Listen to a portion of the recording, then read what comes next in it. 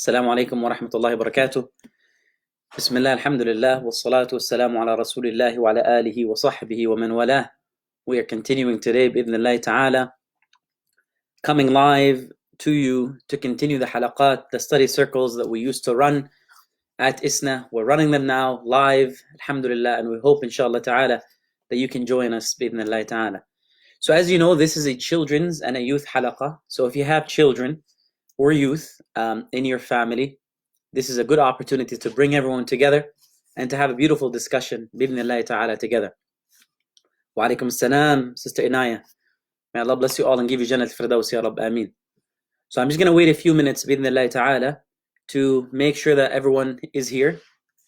And in the meantime, instead of just waiting and wasting your time, what we'll do inshallah is we'll open up with a quick recitation of the Quran. So that way, number one, we're all engaged. Two, we all get into a better state of mind and a better state of heart. And that way we're more receptive, inshallah, to the reminder when it comes. Bidnillah ta'ala.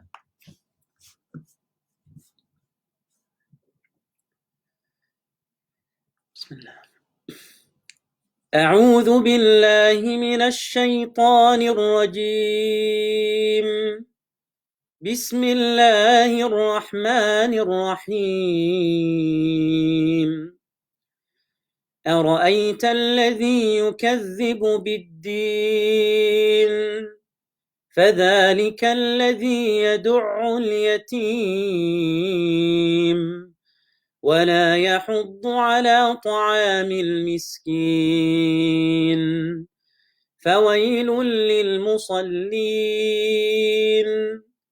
الذين هم عن صلاتهم ساهون فويل للمصلين الذين هم عن صلاتهم ساهون الذين هم يراءون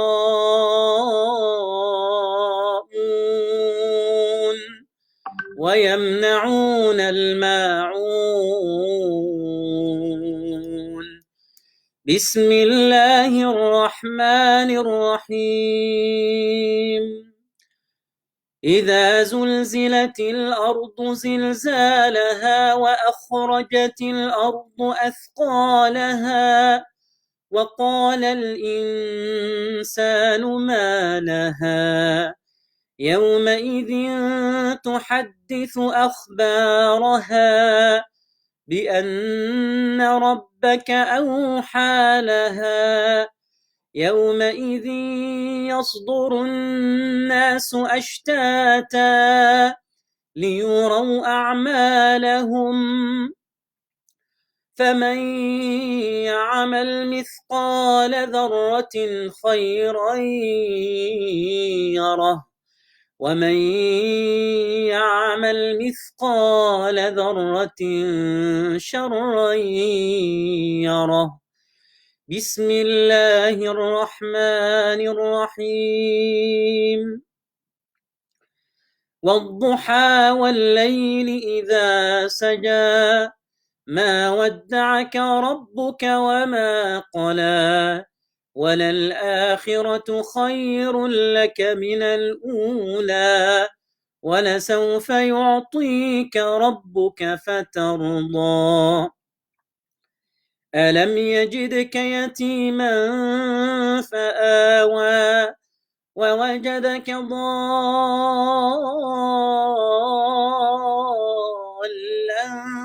فهدى ووجدك عائلا فأغنى فأما اليتيم فلا تقهر وأما السائل فلا تنهر وأما بنعمة ربك فحدث. بسم الله الرحمن الرحيم. الحمد لله رب العالمين والصلاة والسلام على أشرف المرسلين سيدنا مولانا محمد عليه وعلى آله أفضل الصلاة وأتم التسليم. Thank you for joining us. I see some of you here. You're commenting. May Allah bless you, Minal, and may Allah bless you, Mahd. May Allah bless you, Inaya. May Allah give you all Jannat al-Firdaus, Ya Rabb. Ameen, Ameen, Ameen. I hope if there are children and youth, I hope you're not giving your parents too much of a hard time. This is a time to help out understand that your parents at this time may be feeling a lot of stress, a lot of uncertainty in terms of what's going to happen next. So this is a time in which, inshallah, you can support. It's a time in which you can carry, help with carrying the weight, bi'idhnillah ta'ala, and not be a reason for stress, but a source of relief, a source of good for your parents, bi'idhnillah ta'ala. Rashda is saying, or Minal and Mahd, one of you is saying that it's your birthday. Okay. طيب. يعني the main opinion about birthdays, alhamdulillah, or the opinion that I adopt and follow, is that birthdays are just like any other day.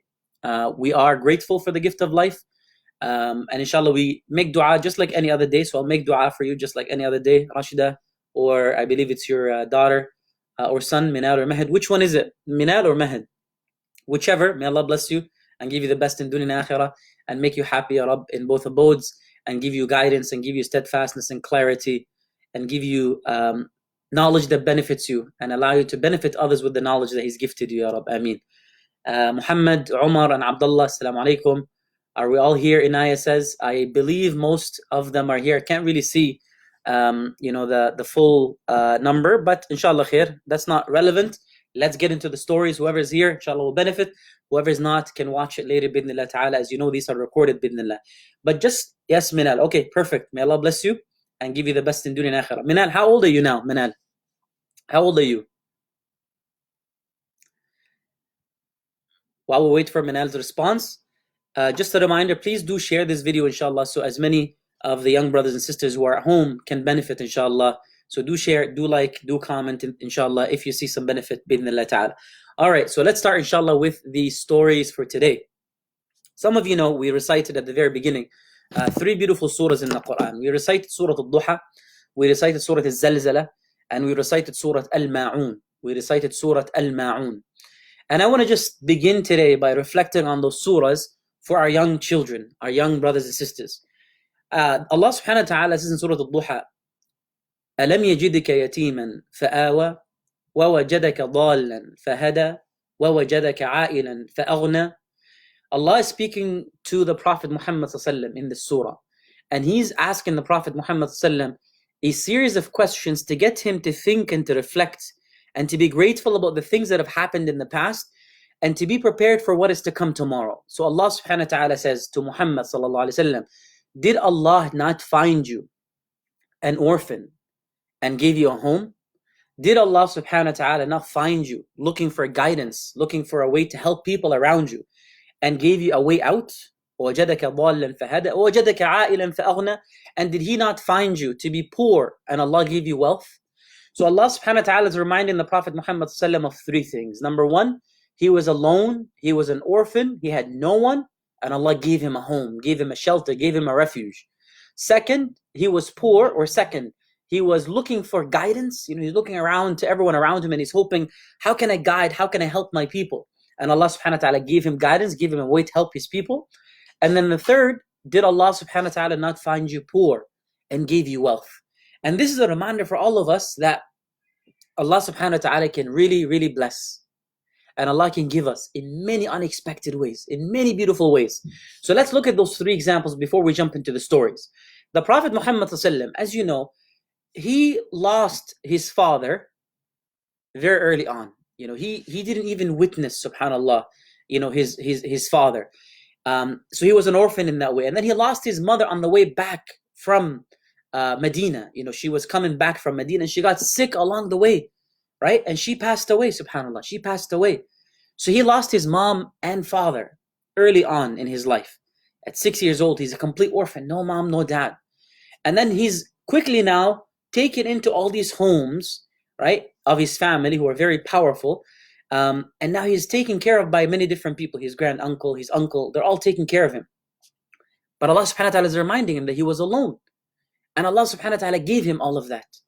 So a reminder for all of us who are feeling alone, who are feeling like, we don't have much. Maybe in this time you're feeling very stressed out. You're feeling a little bit worried, that Allah subhanahu wa ta'ala can give you a way out. And Allah subhanahu wa ta'ala can give you the best of company. And imagine the Prophet Muhammad goes from being an orphan to having the best companions, the best friends, to having people like Khadija radiallahu anha in his life, to having people like Ali and people like Hassan and people like Hussein. It takes a while, but because he's patient and he's disciplined, Allah opens up the doors and give him so many beautiful things, subhanAllah. And that's one of the lessons that we take for today. Don't just worry about today's problems, because today's problems might create, inshallah, the heart that is ready to receive many blessings tomorrow, many gifts tomorrow. So be optimistic always in life and be happy with what Allah subhanahu wa ta'ala gives you, and use it to turn whatever you have into some khair, bi'idhnillah ta'ala, to turn into some khair. طيب. The second thing Allah subhanahu wa ta'ala says to Rasulullah sallallahu alaihi wasallam, did Allah not find you? Did Allah subhanahu wa ta'ala speaking about himself in the plural, did we, out of respect, in the plural we, the honorable we, did we not find you to be poor and Allah subhanahu wa ta'ala gave you wealth? And this is very powerful, and this is what I want to start with for today, inshallah, the story for today. Listen to this carefully. When the Prophet Muhammad sallallahu was alone as an orphan growing up, he took on different jobs at one time. So for example, he was taking care of shepherds. The Prophet Muhammad sallallahu, he was taking care of sheep. He was a shepherd. And as a shepherd, he really quickly gained a beautiful reputation for being honest. So people started to hire him for other things, and he quickly started to basically do chores and to do business here and there, until finally he earned the reputation for being a very honest businessman. So then one of the richest merchants in Mecca, Khadija radiallahu anha, who was a woman, and she had a lot of money because her previous husband died, so she was a widow, and she inherited all of the money of her previous husband. And she had kids from her previous husband, but she had a lot of money. So she comes and she doesn't approach Muhammad ﷺ directly, but she sends one of her workers who's a family member, and she tells him, listen, I want you to hire Muhammad ﷺ, and this is before he's a prophet. I want you to hire Muhammad, and I want you to keep a close eye on him. I want to see what people are saying about him, like how honest and trustworthy. Is all of that true? Or is it just a facade? Is it just a thing that he pretends and he just puts on in front of people to, achieve a certain goal? Sometimes people look very nice and kind, but deep inside they're not nice and kind. They're just putting that on as a show. Wal'iyadhu billah. So may Allah make it sincere. That's one of the du'as that we make at this time. So she hires him indirectly through that family member, and she tells the family member, keep an eye on him. So this family member goes with the Prophet Muhammad ﷺ from Mecca to Sham. He travels with him for such a long time. And during the whole time that he's with him, he's looking and he's watching, and he falls in love with him. He comes back to Khadija and he says, everywhere we go, people rush towards him. He's so kind, he's so nice. Even with business, he would sell something and he would sell it for much more than what it's worth, because people are happy to give him, and he wouldn't haggle, he wouldn't, force. Some businessmen, they'll squeeze you out of every penny. Some businesswomen, they'll make your life miserable. But he wasn't like that. Very natural. It flows. It's beautiful. And he goes on and he tells her, not only that, but also during the time that I've been with him, so many blessings were happening. He reports, for example, that a cloud would be coming to shelter him and things like that. Tamam? That really made him really respect and admire Muhammad. So then Khadija, after doing her homework, she consults a few other people, and finally she decides, she's going to send a marriage proposal. Muhammad ﷺ at this time is 25 years old, and she is at this time 40 years old, which means there's a 15-year difference. Although some other narrations say that she was younger, but the stronger narration says that she was 15 years older than him. Now imagine this, and here's where I want us to reflect, subhanallah. Khadija radiallahu anha, when she sends that marriage proposal through another individual, when Muhammad ﷺ reaches, the news reaches him, he doesn't jump and he's, okay, fine, yes, let's do it. He actually says, let me consult my family. And here I want to ask you a question. Imagine that you're a little older, you're 18, you're 25. Imagine you're ready for marriage. And someone comes to you who's rich, who's wealthy, who's beautiful, who's got an amazing amount of resources that will help you in many different ways, and has a great reputation, great family, all of that. Rich, wealthy, mashallah, fits every category. And that person wants to marry you. Wouldn't you be like, Allahu Akbar, yes, let's do it today? That's not what Rasulullah ﷺ does. What does he do? He says, let me consult my family. And that shows, even though he's an independent man who can make those decisions by himself, he wants to make sure that his family is okay with it. He wants to consult. He wants to do istishara. And that's one thing that we have to remember, my brothers and sisters, my young brothers and sisters. It doesn't matter how independent, how strong you are, how great you are. Always consult your family. Always keep your family in the loop. Because your mom, your dad were in your life for years before anyone else comes in. How long have you known your friends? 5 years? Well, how long have you known your parents? How long have your parents been there? Who's done more for you than your own parents, right? So keep your parents in the loop. Keep your family in the loop. What they have to offer in terms of their perspective, in terms of their advice, is very important. And we shouldn't make those decisions by ourselves, inshallah. Tamam? So remember that. In addition to that, the Prophet Muhammad sallallahu alaihi wasallam, after consulting with his family, they tell him, don't hesitate, get married, bismillah. And they throw this beautiful wedding in which 100 camels are served as food for everyone who comes. And it becomes known as one of the most beautiful weddings in the city of Mecca at the time. And this is before the Prophet Muhammad sallallahu alaihi wasallam is initiated into prophethood, before he's a prophet, speaking to Allah subhanahu wa ta'ala and being spoken to by Allah subhanahu wa ta'ala through Jibreel alayhi salam.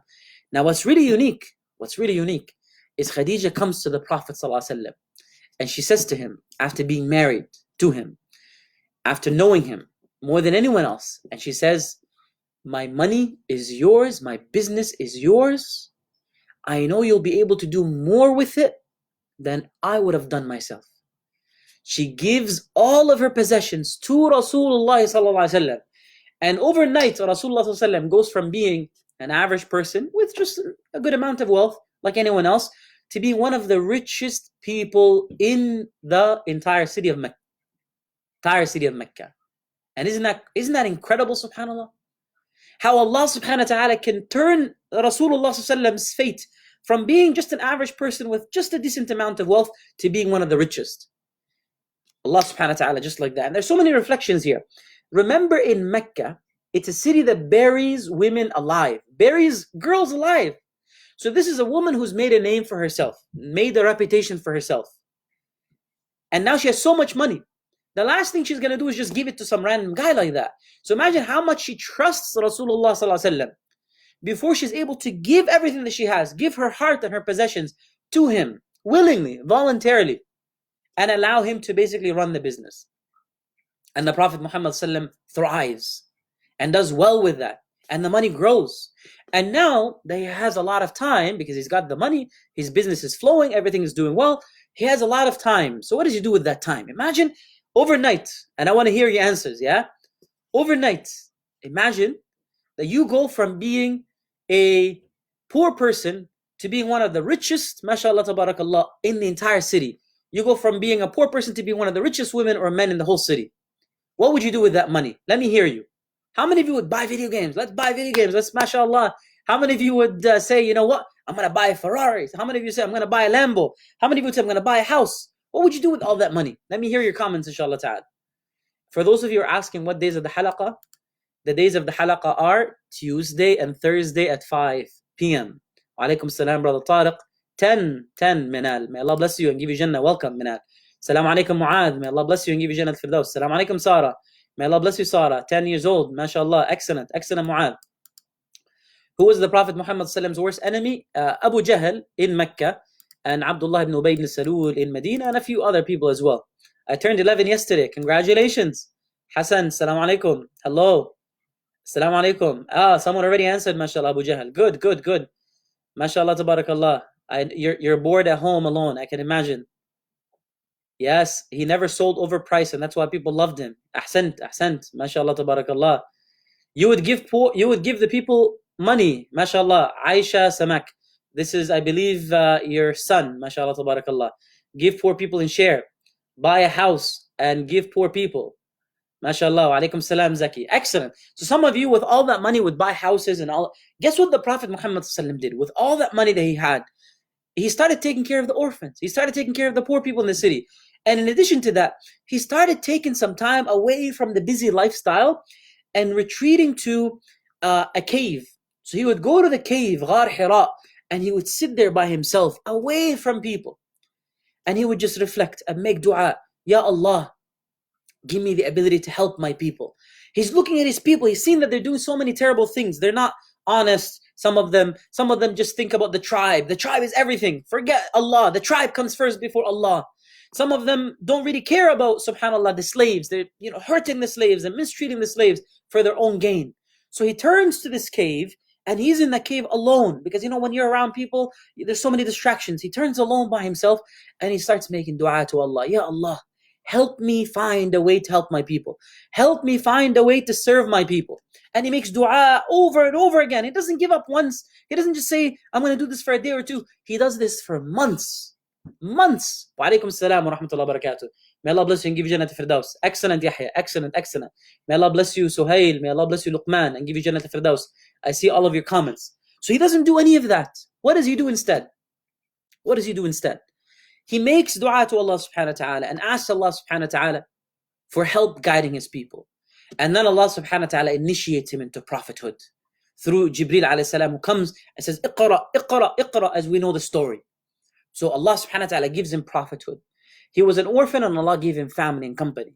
He was poor and Allah gave him wealth. He was looking for a way to help his people and Allah gave him the gift of Islam so that he can help the people around him. And that's one of the lessons that we take from tonight. Number one, take advantage of the quiet time. This is a gift from Allah subhanahu wa ta'ala. You're at home by yourself. You're spending most of the day at home. Get up at night when no one else is looking, between you and Allah subhanahu wa ta'ala, and pray and make dua to Allah. Ya Allah, help me, guide me. Ya Allah, I'm looking for truth. Give it to me. Ya Allah, I'm looking for strength. Give it to me. Ya Allah, I'm looking for guidance. Give it to me. Ya Allah, I'm looking for knowledge that benefits. Give it to me. Ya Allah, I'm looking for happiness that is pleasing to you. Give it to me. Ya Allah, I'm looking for better friends. Ya Allah, I'm looking to be a better person. Ya Allah, I'm looking to give up this bad habit. Ya Allah, I'm looking to read. Yes, to read, to learn, to grow. Ya Allah subhanahu wa ta'ala, give all of that to me. Before you go to sleep, read Surah Al-Mulk. Read the du'as. Read the adhkar. This is an opportunity to learn, to connect with Allah subhanahu wa ta'ala, and to grow. And to, inshallah, become better in other ways. Otherwise, you wouldn't have had the time. So don't look at this as a time to be bored. Don't just sit home and start peeling potatoes, as the Egyptians say, yeah? Or don't start, don't be at home and look for ways to make trouble, yeah? Start pranking people. No, don't do that. Use your time productively, yeah? This is a time for you to cleanse your heart. To cleanse your heart, right? So take this as an opportunity to step back and to ask Allah subhanahu wa ta'ala for guidance and to make lots of dua. Tamam? And I'll make a deal with you, inshallah ta'ala. We're going to be getting Zoom soon, which means I'll be able to interact with you and I'll be able to listen to your responses. I'll be able to watch you on camera. So what I want you to do in the meantime, bidnillah ta'ala, is start thinking of all the du'as. Start thinking of all the du'as that you want to make and start learning them. Tamam? So ask your parents, Mom, what's the best dua to make when I want knowledge? Mom, what's the best dua to make when I leave the house? What's the best dua to make when I enter the market? What's the best dua to make when I enter the house? What's the best dua to make when I want to ask Allah subhanahu wa ta'ala for istikhara, like asking him to help me with making a decision? And learn all those du'as, yeah? And inshallah, when we go on Zoom, I want to listen to your du'as. I want to see how you're pronouncing them. And then inshallah, we can learn more of these du'as, bidnillah subhanahu wa ta'ala, together. طيب. So this is again reflecting on Surah Al-Duha. Reflecting on Surah Al-Zalzala. إِذَا زُلْزِلَتِ الْأَرْضُ زِلْزَالَهَا وَأَخْرَجَتِ الْأَرْضُ أَثْقَالَهَا وَقَالَ الْإِنسَانُ مَا لَهَا يَوْمَئِذٍ تُحَدِّثُ أَخْبَارَهَا بِأَنَّ رَبَّكَ أَوْحَى لَهَا يَوْمَئِذٍ يَصْدُرُ النَّاسُ أَشْتَاتًا لِيُرَوْا أَعْمَالَهُم فَمَنْ يَعْمَلْ مِثْقَالَ ذَرَّةٍ خَيْرًا يَرَهُ وَمَنْ يَعْمَلْ مِثْقَالَ ذَرَّةٍ شَرًّا يَرَهُ. Beautiful. Allah says, whoever does an atom's weight of good will see it. And whoever does an atom's weight of bad shall see it as well. Which means any little good thing that I do, Allah will allow me to see the impact in this dunya and in the akhirah. Any little sin that I do, unless Allah forgives me and pardons me for it with His afu and maghfirah, then I'm going to also see the impact of it. So what we learn from that is don't underestimate the smallest of deeds and don't underestimate the smallest of sins. A small sin is big because it's the one that you're committing it against. And a small deed is great because Allah is so forgiving, so merciful, and so generous in rewarding. So don't say, oh, it's a small thing. You know, the poem, there's a very beautiful poem. And the poem says, كف الذنوب صغيرها وكبيرها ذاك التقى واصنع كماش فوق أرض الشوك يحذر ما يرى لا تحقرن صغيرة إن الجبال من الحصى.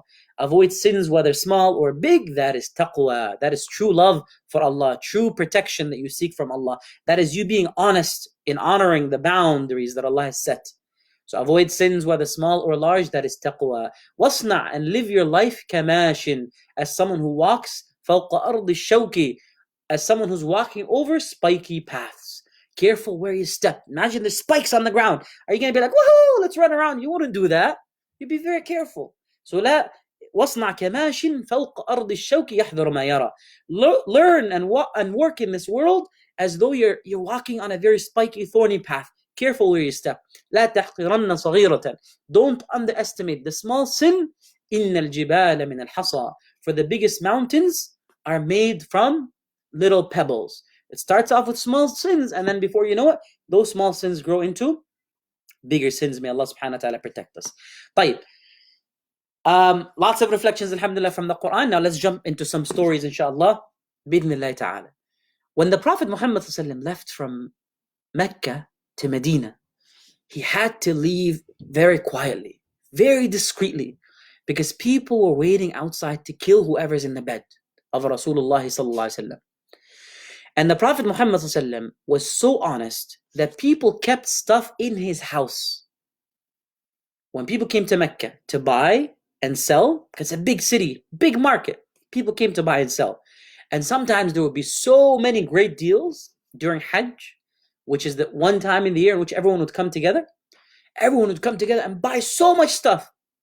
And they would have too much. And they wouldn't be able to take it back home.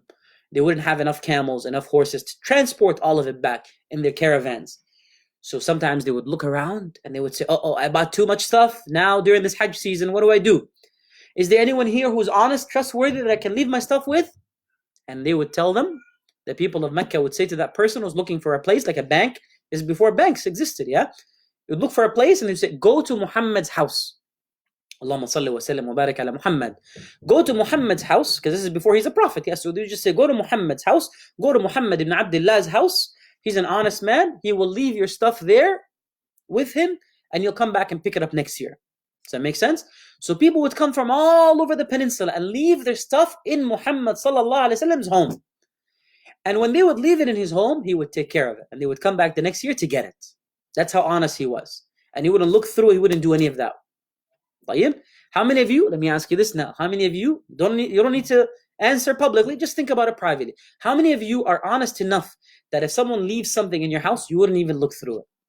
And how many of you are honest enough that people can leave their belongings with you, knowing that they can come back 5, 10, 15, 20 years later, and it would still be there? That's the level of integrity and honesty that Rasulullah sallallahu alaihi wasallam had. And that's why people trusted him, people trusted everything that he said, and people trusted all of the claims that he's made. Tamam? May Allah subhanahu wa ta'ala allow us to be like the Prophet Muhammad sallallahu alaihi wasallam in as many ways as possible. So Shamila is saying, not me, I'm not like that. At least you're being honest. Alhamdulillah. Jalil is saying, me. Okay, mashallah Jalil. I hope so, yeah? I know Yahya is saying, me too. Mashallah, tabarakallah. Aisha's, what's your name? Sister Aisha's son, what's your name? I forgot your name. Is it Adam is saying, yes, me too. What's your name, Sister Aisha's son? I'll come back to you in a second, inshallah. Tamam? So the Prophet Muhammad sallallahu, now that he's leaving from Mecca to Medina, he has to leave discreetly because people are outside trying to kill him, subhanallah, trying to hurt him.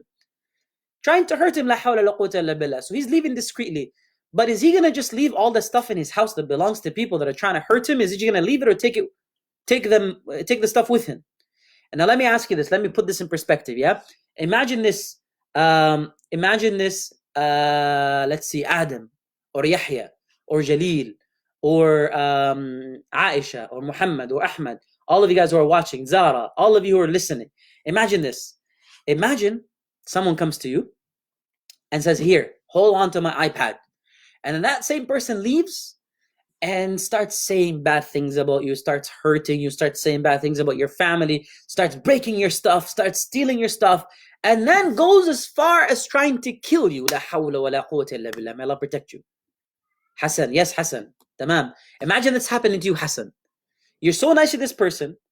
They gave you their stuff, an iPad, and now they're saying all these bad things about you and they're trying to hurt you. How many of you would take the iPad and be like, break it, khalas. How dare you say these bad things about me? Well, let me show you through her, khalas, I'm going to destroy your iPad. How many of you would not destroy the iPad? But like, I'm not going to destroy it. I'll just take it. You were rude to me. You broke my stuff. I'll just hold on to your iPad. And how many of you would say, it doesn't matter that you broke my stuff. It doesn't matter that you hurt me. It doesn't matter you said all those bad things about me. I'm not going to treat you like you've treated me. I'm going to treat you like the way Allah tells me to treat you. And then you would start giving them the stuff back. You would give them the iPad back. How many of you would give them the iPad back?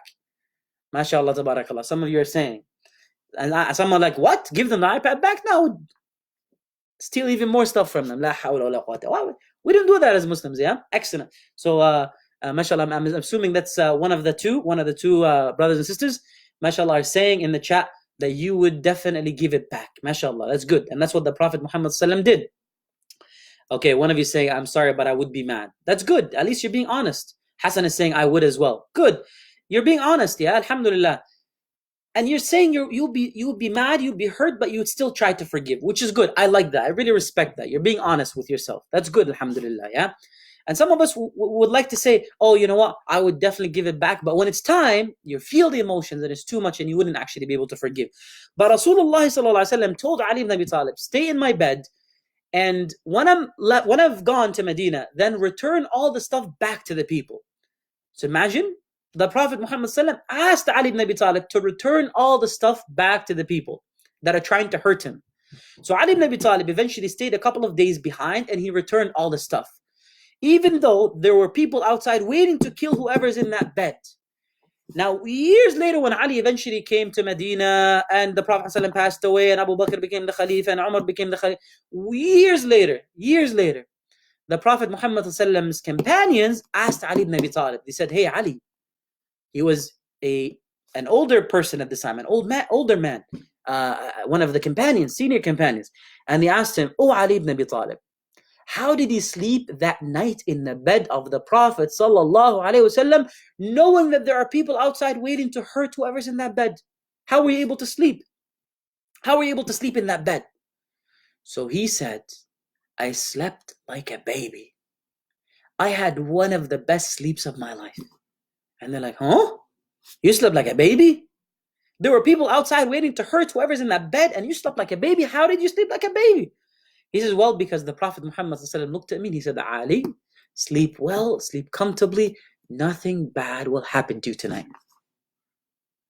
He said, the Prophet gave me, Allahumma salli wa sallim wa barak ala Muhammad, he gave me his promise that nothing bad will happen to you. Now, how many of us go to sleep and we get that assurance? We get someone coming to us and saying, hey, don't worry, you're going to be fine, everything's going to be fine, you're going to wake up tomorrow. Do you guys have anyone telling you, giving you a promise that you're going to wake up tomorrow? We don't know if we're going to wake up tomorrow. We don't know that. But the Prophet Muhammad assured Ali ibn Abi Talib, he said, no other day did someone tell me, like the Prophet Muhammad, someone that I trusted, that I would wake up. And here the Prophet is telling me everything's going to be fine, so I slept like a baby. And that shows you the word of the Prophet Muhammad for these companions was so important. They didn't question it. If he said something, they would believe it. That's how much love they had for him. Let me ask you this. 2 questions. 1, when the Prophet Muhammad says something, do you believe it? And 2, when you say something, is it honest? Is it true to the point where if you say it, no one would question it? No one would ask any questions. As soon as you say it, I believe it. How many of you, when you say something, your friends are like, well, you know, I know they said it, but they have a habit of twisting the truth and exaggerating. Yeah? I know some of you guys, I've seen it in the halaqas. Yeah? You will come up with the strangest story to make people laugh. Yeah? We don't do that as Muslims. We are honest as much as possible with our words. Yeah? We try to be honest. We try to be true. MashaAllah, good Hassan. May Allah bless you. Excellent. Jaleel, barakallah feekum. And all of you, may Allah bless you and give you Jannah. Excellent. Ziba, Zaid, and Muhammad, may Allah bless you and give you Jannah al-Firdaus. Ya Rab, Ameen. Thank you for joining us. Barakallah feekum. May Allah reward you and give you Jannah al-Firdaus. As soon as we get Zoom, I'll be getting the opportunity to, inshallah, watch you and interact with you. We have Zoom, alhamdulillah, but as soon as we start using it, inshallah. So start getting ready, your cameras and your mics ready, inshallah, because we're going to be seeing you soon, bi'idhnillah ta'ala. Barakallah feekum. Excellent. May Allah reward you and give you Jannah al-Firdaus, Ya Rab. Excellent. I see your comments. Yes, pray 5 times a day. Tamam. So that's how much the word of the Prophet Muhammad meant to the companions, and that's how much the Prophet Muhammad's companions trusted him. And I give you another example. Good, Rashda, that you don't twist the truth, mashallah, and you're mashallah, tabarakallah. Let me give you another example. The Prophet Muhammad when he went to Isra and Mi'raj, when he went for the journey of ascension, the people, when they heard this, they came to Abu Bakr, the Prophet Muhammad's best friend, and they said to him, hey, your friend Muhammad is claiming that he traveled to the heaven and back in one night, and he stopped along the way in Jerusalem. Wow, wonderful. Do you believe that? Or do you think your friend Muhammad is losing his mind? So Abu Bakr said, if Muhammad Rasulullah sallallahu alayhi wasallam said it, I believe it without doubt. If he said it, I believe it happened without any doubt.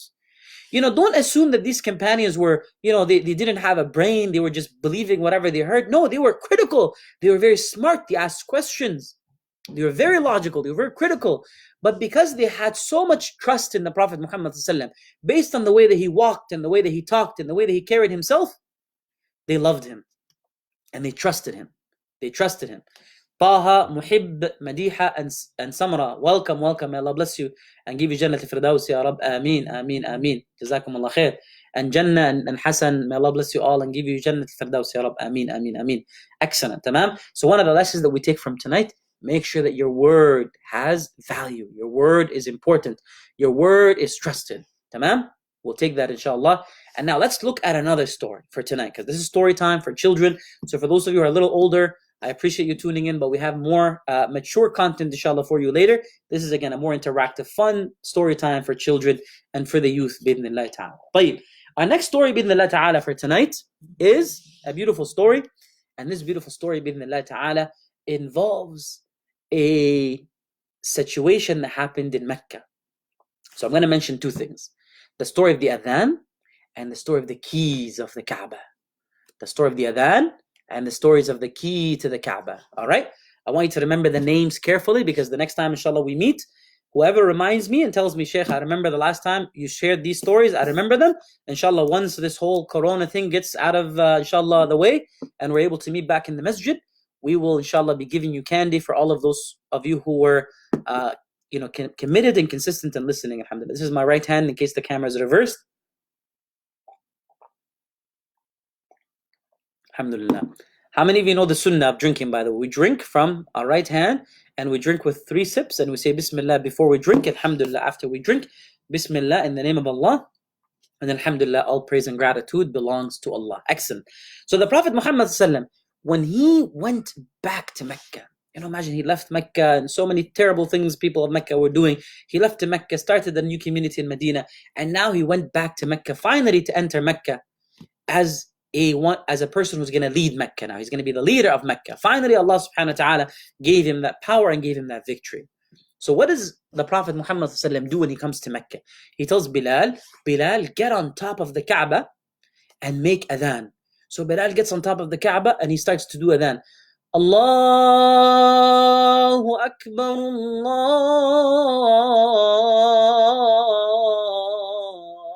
Akbar. And he does the adhan. And I want you to imagine how powerful this image is. Just a few years ago, Bilal was on the ground being beat by his master. He was beating him because he became a Muslim. Bilal was a slave. So when he became a Muslim, his master, Umayyah ibn Khalaf, wanted to teach him a lesson. Don't become Muslim. You don't have the right to become Muslim. Tough. He was so rude to him. So Bilal was on the ground with a rock on top of his chest. He couldn't breathe. And he said, Ahad, Ahad, Ahad. One and only one and only one. He's asking Allah for help. He's turning to Allah in that moment of weakness. Ya Allah help me, Ya Allah help me. He's making dua to Allah subhanahu wa ta'ala. He couldn't say much else because he didn't have energy. He just saying one word, Ahad, Ahad, Ahad, which means one and only one. Allah is one and only one. طيب. Now years later, Bilal is on top of the Kaaba, the most sacred structure made out of rocks. Look at the way life changes. Before, years ago, he was on the ground with a big rock on top of him, hurting him. And now he's standing on the most sacred structure made out of rocks. And what is he doing? Before, when he was being hurt, he was saying, Ahad, Ahad, Allah, one and only one. And now he's calling on to Allah by calling people to the masjid to pray, becoming the mu'adhin, becoming the person who calls to prayer. And we learn another lesson from that. When you're patient during times of difficulty, and you turn to Allah and only Allah in that moment of difficulty, Allah can allow you to become a source that others turn to for support and others turn to remember Allah subhanahu wa ta'ala. So when you're patient in difficult times and you turn to Allah and Allah alone, Allah can make you a leader for other people. وَجَعَلْنَا مِنْهُمْ أَئِمَّةً يَهْدُونَ بِأَمْرِنَا لَمَّا صَبَرُوا. We made them into imams, leaders, guiding with the truth and the command of Allah when they were patient. So be patient and remember to guide, remember to turn to Allah subhanahu wa ta'ala in this moments of difficulty. Allah will guide you. طيب. So Bilal is making the adhan, Allahu Akbar, Allahu Akbar, and he's enjoying, and the adhan is beautiful, and everyone is like, so it's such a beautiful moment. Everyone's like, Allahu Akbar, Mecca is finally Muslim. And there were 3 young people, 3 children, tamam? Allah bless you and give you Jannat al-Firdaus, Ya Rab, Ameen, tamam. Sister Shabina, if you have specific questions, let me know, inshallah, and we can address them. طيب. So the Prophet Muhammad sallam, as he tells Bilal to make the adhan, there are 3 young people in the audience, a little bit to the corner, watching Bilal make the adhan, and they're laughing, and they're mocking the adhan. So imagine Bilal is saying, Allahu Akbar, Allahu Akbar, and they're like, no. So they're mocking the adhan. And of course, it's not befitting for us to mock the adhan because we are Muslims, but they were not Muslim at the time. Those 3 children were Arab, they were from the Quraysh, they were not Muslim. So the companions come to Rasulullah and they say, Ya Rasulullah, there are 3 young people, children, teenagers, making fun of the adhan. What should we do? Should we hurt them? Should we discipline? What should we do? Should we bring them to you? You deal with them? Prophet Muhammad doesn't say bring them to me. He says, take me to them. And he goes. And he sits with them, and he's so nice with them. I heard you guys, you're saying something about the adhan. He's like, no, we didn't say anything about the adhan. So they deny because they don't want to get in trouble. But he says, let me hear you. And eventually he hears one of them, and his voice is very beautiful. His name is Abi Mahdura. So the Prophet Muhammad sits with him, teaches him about Islam. He's so kind with him. He's so gentle with him, teaches him about Islam. And that boy, that young man, he was 17 years old at that time. He loves Islam, he loves Rasulullah and the way that Rasulullah treated him and the way that he carried himself, that he became a Muslim. And the Prophet Muhammad assigned him to be the official mu'adhin for Mecca when he was only 17 years old. Which shows you the Prophet Muhammad empowered people from a young age, gave people opportunities from a very young age. May Allah bless you. So don't look at yourself like, I'm so little, I can't do much. No, you're strong, you can do a lot. Yeah, you're not just, don't look at your age as a reason why you shouldn't do things. No, grow, be mature, right? Subhanallah, Osama ibn Zayd led the army at 17. And we know that Zainab bint Ali ibn Abi Talib, when she was 11 years old, she turned to her dad and said, Dad, I want to be able to create a place where people come who are homeless and people come who don't have food, and then they eat in this place. So Ali ibn Abi Talib helped her make her dream come true. And she opened the first soup kitchen in Islam. And she was only 11 years old. And then she eventually built, subhanAllah, with her father's help, she built, mashallah, tabarakallah, a senior's home. So the first soup kitchen and the first senior's home, like large scale, in Medina, were built by, or initiated by, where the idea came from, a young girl, Zainab, who was only 11 years old. So don't sit there and be like, I'm just little, I'm 11, I can't do anything. No, come up with ideas, brainstorm ideas, tell your parents. And if your parents are not able to help, I'm sure they're going to do their best, but come to the masjid, say, I have this idea, can we do it, inshallah? And you know what? If we have, and we have the resources and we're able to, inshallah, we'll make it happen, bi'idhnillah ta'ala. So always be creative, yeah? You're young, which is good. We have a lot of energy, but it doesn't mean you don't get the opportunities. No, the Prophet Muhammad gave young people opportunities from an early age. So when you walk into the masjid, when you come into the masjid and you're a young person, don't look at yourself as little. Sometimes I see young kids, they don't come and they don't say salam. They expect that I'm too young to say salam. No, come into the masjid and say salam to people. One of my favorite kids, subhanAllah, he comes into the masjid and everyone he sees, salam alaikum, salam alaikum, salam alaikum. Yeah, before the corona, yeah? Tamam? He comes and he says salam to everyone. He speaks with the adults like he's, mashallah, tabarakallah. He's, 11 years old, but he carries himself like he's, 25, mashallah. So remember to carry yourself with confidence, with humility, and to always be ready to share your ideas. The Prophet Muhammad he used to allow the smart kids, mature kids, to sit in his halaqa and learn. And the older companions would say, Ya Rasulullah, aren't they too little? And he would say, no, let them sit, because they're smart.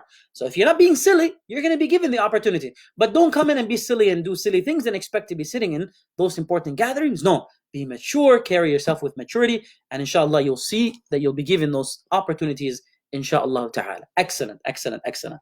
طيب. Now, the Prophet Muhammad assigned Abi Mahdura as the official mu'adhin of Mecca at 16 or 17 years of age. And Bilal eventually went back to Medina and he stayed as the official mu'adhin there. So imagine the official mu'adhin of Mecca was a 17-year-old young man. Right? So what do you want your legacy to be at a young age? right? Don't think I'm gonna start achieving my dreams when I'm older. No, start dreaming now about dreams that you're gonna inshallah achieve and things that you're gonna be achieving for the ummah at a very young age. Bidnillah ta'ala. May Allah bless you and give you Jannah al-Firdaus. Ya Rab, Ameen, Ameen, Ameen. Excellent, excellent, excellent. طيب. Yes, Abu Bakr bought Bilal. Yes, ahsant. This is Lamia. Excellent, excellent. Wa alaikum salam, brother Islam. First advice with Husna. Jazakumullah khair, brother Islam. May Allah bless you and give you Jannah al-Firdaus. Shamila, may Allah bless Shamaila. May Allah bless you and give you Jannah al-Firdaus. Yes, those are a lot of words that you've typed, mashallah. I'm assuming someone is just sitting on the keyboard, typing very quickly. طيب, at this time, inshallah, let's open up the floor for questions and answers because we've been talking now for 45 minutes. Let's open up the floor for questions and answers. If you have them, inshallah, we'll take them at this time. If not, we can, inshallah, say one or two more stories and then we'll bring the halaqa to an end, inshallah.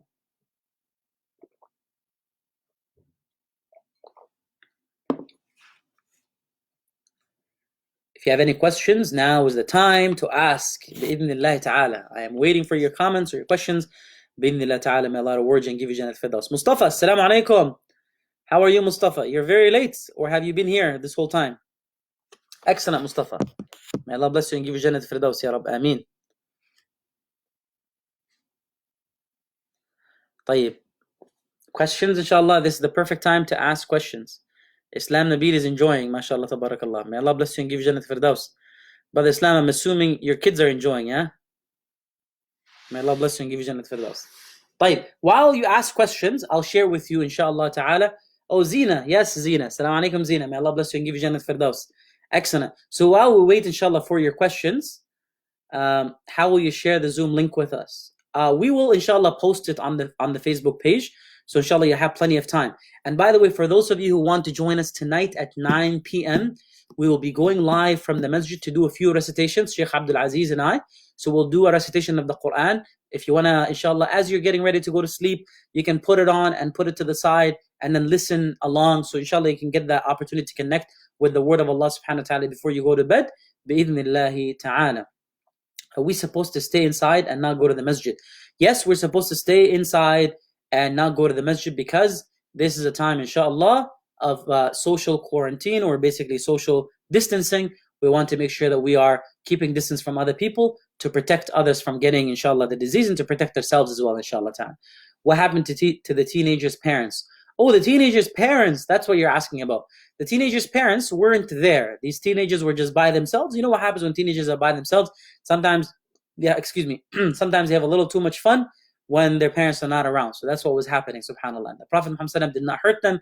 He did not discipline them in a negative way. He was very kind to them. May Allah subhanahu wa ta'ala allow us to be like him, Ya Rab. Ameen, ameen, ameen. طيب, I'll share with you, inshallah ta'ala, one final story, inshallah ta'ala, for tonight, talking about empowerment. And this story, we're going to move a little bit from the Prophet Muhammad's time, and we're going to come to the time of Abu Hanifa, radiallahu anhu. Imam Abu Hanifa, he was a very smart and a very beautiful and a very kind imam. And he was also known for his hikmah, his wisdom. And he was also known for the way that he dealt with people in a very positive and a beautiful way. So Imam Abu Hanifa, one day, he's sitting and he's teaching, and this young boy walks in. And he looks very dedicated. He sits down and he's taking notes and he's really, really focused and he's really, really engaged. So Abu Hanifa keeps a close eye on him. And every day that he comes, Abu Hanifa keeps an eye on him until one day the boy didn't come anymore. So Abu Hanifa starts looking around. What happened to him? Where's he going? Where did he go? And he asks people, what happened to him? And they tell him his name is Abu Yusuf and he didn't come because his father is struggling. His father is poor and he's not able to afford to send Abu Yusuf to the Halaqa, to the circle to study, and he wants Abu Yusuf to stay in the fish market to buy fish, to fish, and then to sell the fish to make money for the family. So Abu Hanifa, the sheikh, he was like, oh man, subhanAllah, this young boy, he has so much potential, he's so smart, but if he has to go and sell fish, he's not going to be learning. So he decides to go to the boy's father and to say to the boy's father, how much does your son make when he does, when he sells the fish? And his father tells him, oh, he makes like a few dinars, a few, coins. And then Abu Hanifa says, I'll pay him whatever he's making if he comes to my halaqa and if he sits and he learns. And then the father's like, why are you going to waste your money, man? Just let him go and work. What's he going to do with all this knowledge? And then Abu Hanifa told him, one day, if your boy uses, your young son, if he uses his intellect and if we invest in him from this young age, one day he might be sitting with the leaders, he might be sitting with the kings, he might be sitting with the umara, he might be sitting with the princes, and he might be so smart that he becomes the official consultant. Subhanallah. He might become the official consultant. Allah yabarik fih Malik wa yzil Jannah ya Rab Ameen. May Allah give you Jannah al-Firdaus Malik as well ya Rab Ameen. And Amjad, may Allah bless you and give you Jannah al-Firdaus. We miss you so much. How do we deal with that? Allah yabarik fik. May Allah bless you Amjad and give you Jannah al-Firdaus. We will inshallah be coming to you and spending as much time as possible with you inshallah after this whole situation stops inshallah. Barakallah fikum. طيب, I'll come back to the question about wallahi. So let me finish. So the Imam Abu Hanifa says to the father, let me be the one that takes care of him. I'll pay him to attend my halaqa. And one day he might be with the umara and the princes because of the knowledge that Allah gives him.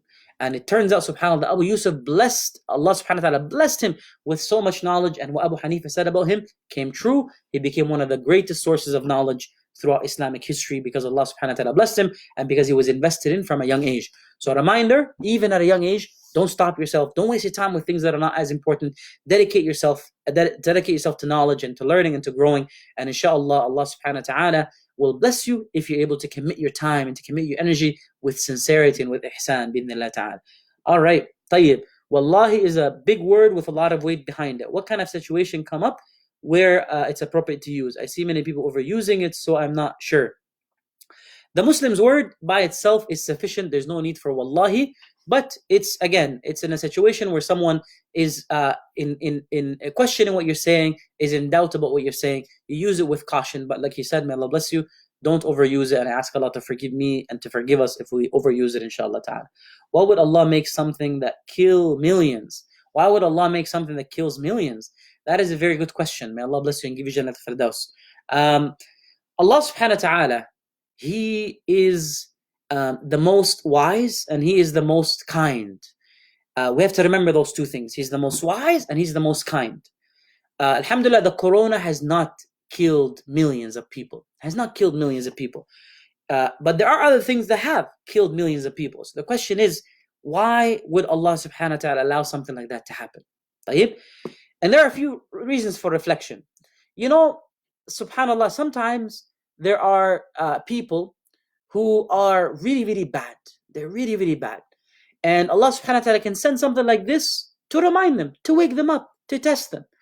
And Allah subhanahu wa ta'ala can also, for the believer who is doing his best or doing her best, if they pass away through something like this, they could be getting more reward with Allah subhanahu wa ta'ala, and they're considered to be a martyr. So the hadith the Prophet ﷺ taught us that if a believer dies from something like this, from something like the corona or something similar to it, they're considered a martyr, which means they go to Jannah straight. It's like their life ends here, but the world is so small. So the life ends in a very small place and they go to a much, much better place. Does that make sense? So Allah subhanahu wa ta'ala allows this as an opportunity for people to be lifted higher and higher, and for people to be punished. Good people will be lifted and bad people will be punished. And that's the way that we look at it. And of course there are many other things and many other wisdoms, subhanallah, why these things can happen. Yeah, sometimes when these things happen, people wake up, people unite, people come together. Tamam? May Allah bless you and give you Jannah al-Firdaus. Like now you see so many masajid coming together. Let me give you a positive example. Before this outbreak or pandemic, we weren't doing any online programming. I wasn't able to communicate with you via Facebook or via Zoom, and now we're doing it. So sometimes bad things can happen, but they can have a lot of blessing in the long term, bringing people together, allowing people to think, to reflect, to unite, to do khair, and to inshallah care for other people as well. Tamam? Why would Allah make some Muslims poor? Well, Allah subhanahu wa ta'ala gives as a form of test, and He takes as a form of test. Tamam? Like for example, I can give you $100 and I can say, what are you going to do with it? Or I can put you in a situation where you have very little money, so I can teach you how to do well with what you have. So Allah subhanahu wa ta'ala can test us by giving, and Allah subhanahu wa ta'ala can test us by taking. Yeah. And sometimes, subhanallah, when we have very little, we end up actually doing a lot more. We end up being humble, being kind, appreciating this. So there are many, many blessings that come from being poor. There are many other blessings and tests that come from both. Yeah. So we have to be grateful for what we have. And of course, remember that Allah subhanahu wa ta'ala doesn't necessarily make us poor. Sometimes what happens is the poverty is a result of what people do. People take resources, they steal resources, they steal land, they hurt others. So sometimes it's these bad things that happen. They're not because Allah subhanahu wa ta'ala does them. It's because we actually do for ourselves. We do it to each other. Right? Like for example, when someone steals your money and you end up becoming poor because of that, is it because you had that happen to you because of Allah? Or is it because Allah subhanahu wa ta'ala gave us all free choice, and when we come back to Him, Allah is going to be asking us, what did we do with that free choice? You have free choice. Did you steal? You had free choice. Did you give? You had free choice. Did you worship? You had free choice. Did you turn away? So we all have to be held accountable. Sister Sadaf is asking if we can continue these sessions afterwards. Inshallah, we will continue these sessions, inshallah, bi'idhnillah ta'ala. I heard there's an ayah in the Quran that warns us about a time that we're going through. Do you know what ayah that is? Wallahi, there are so many ayat in the Quran and so many hadith that the Prophet Muhammad talks about. One ayah that comes to mind is actually وَاتَّقُوا فِتْنَةً لَا تُصِيبَنَّ الَّذِينَ ظَلَمُوا مِنكُمْ خَاصه. Remember that there comes a time in which Allah can send something towards you that will not just impact those who are very oppressive. It will impact everyone. So there are many ayat in the Quran that talk about this. And at the end of the day, we have to be optimistic. As long as they bring us back to Allah, we should be happy. We should be very grateful to Allah subhanahu wa ta'ala. Barakallah feek Hasan. May Allah bless you and give you Jannah to Firdaus. We have 3 minutes. طيب, let's see if we have any last questions, inshallah ta'ala. If you benefited from this halaqa, please like it, please comment, please share it. And share it with your friends and family, inshallah, that have children, because we want to, inshallah, benefit as many people as possible. Bidnillah ta'ala. Barakallah feekum. It was so nice looking at all of you today, or not really looking, but seeing your comments today. And inshallah, soon we'll be looking at you directly with, inshallah ta'ala, Zoom, bidnillah ta'ala. I'll finish off with a quick dua. I ask Allah to bless you, to bless your families for you, to give you the best in dunya and the best in akhirah, to make you happy, to make you sincere, to make you tranquil, to give you knowledge that benefits you, to give you wisdom, to give you patience, to give you clarity, to allow you to balance between, financial needs and Islamic needs and religious needs and spiritual needs, and to be a complete human being, Ya Rab, Ameen. May Allah bless you and give you Jannah al-Firdaus, Ya Rab, Ameen. This happens every Tuesday and Thursday at 5 p.m. Let me know, inshallah, if you're able to join. See you next time. Jazakumullah khair. Allahumma salli wa sallim wa barak ala Muhammad wa ala ali Muhammad wa ala ashabi Muhammad. Subhanak Allahumma bihamdik. Nashhadu an la ilaha illa ant. Nastaghfiruka wa natubu ilayk. Wassalamu alaikum wa rahmatullahi wa barakatuh.